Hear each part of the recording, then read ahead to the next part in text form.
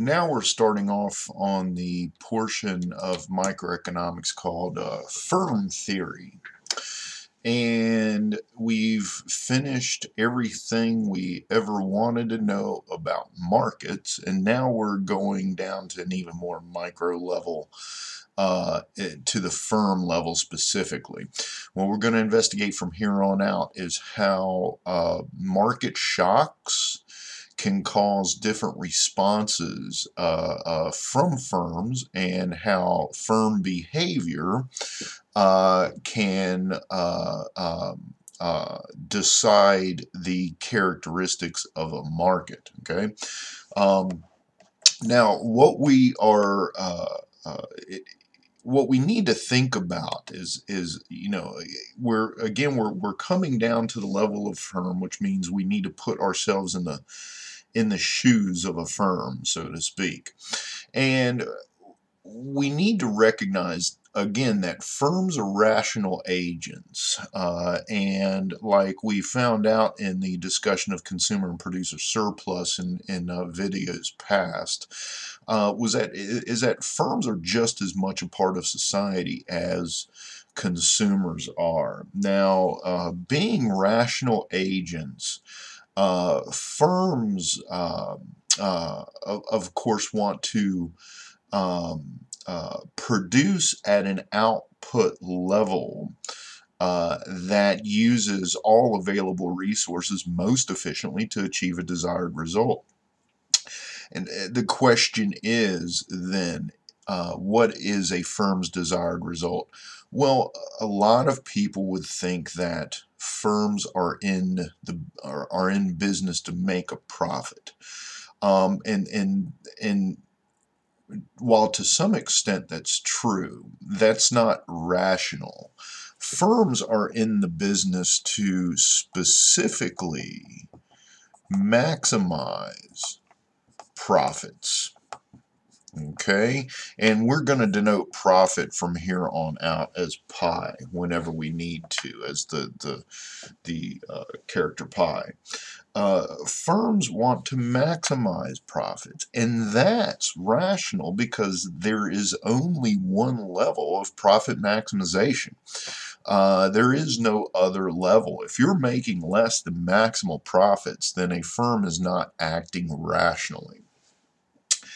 Now, we've, to a great extent, already spoken about part of a firm's profits, and that was in our discussions past of total revenue. Okay, and total revenue is simply P times Q. Okay, now so however much product a firm sells times the price they sell it at is the revenue that the firm generates. In other words, that's the amount of cash that goes into a cash register, so to speak. But this is not profit. Profit, pi, equals total revenue minus total cost. Okay, and it's this part here that we have yet to explore, this total cost part. So essentially what we're going to find is that a firm's profit equals P times Q minus some cost function that is going to be a function of Q itself. Okay, and that's what we're going to start exploring right now. Now, what firms want to do, of course, is they want to maximize this function. Okay, so this is just a distance function. This is one distance. That's another distance. You subtract the two differences.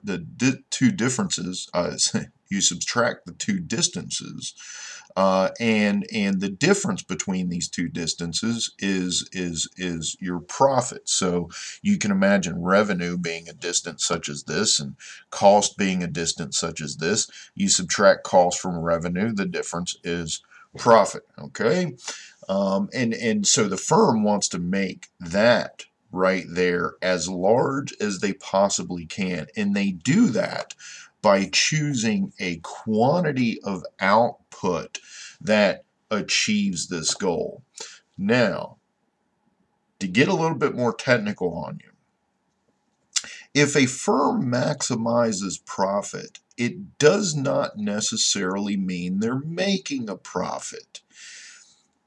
Okay, let me repeat that. If a firm is maximizing its profit, so it finds a Q whereby this function is satisfied, okay, it doesn't mean they're making a profit, okay?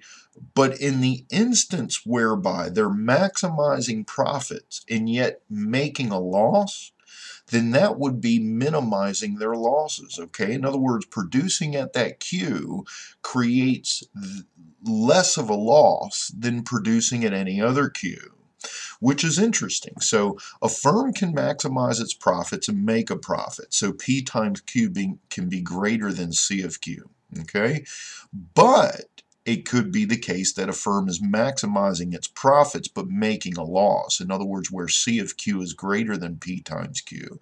And in that case, because they're satisfying this profit maximization equation, it means they're minimizing their losses. So either way, the firm is acting rationally. Again, a firm's objective is not to make a profit, it's to maximize their profits. And if they're not making a profit while maximizing their profits, it means they're minimizing their losses, and that's still the best of worst case outcomes. So they are therefore also acting rationally.